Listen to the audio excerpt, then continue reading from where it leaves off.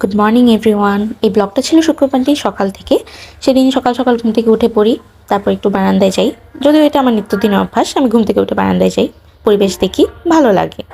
এবার স্নান টান করে একটু রেডি হয়ে নিলাম, কারণ বারোদি যাচ্ছি আমি।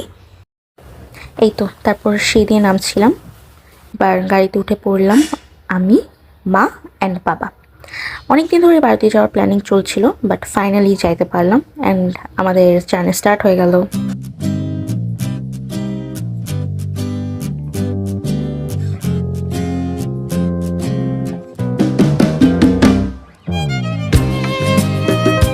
এই তো চলে আসলাম লোকনাথ বাবার মন্দিরে। মন্দিরে প্রবেশ করে বাবাকে প্রণাম করব। তার আগে বাবাকে আগরবাতি মোমবাতি দেখাতে হয়। তো মা আর বাবা দেখাচ্ছিল।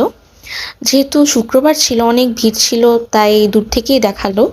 অ্যান্ড তারপর আমরা বাবাকে দর্শন করতে গেলাম।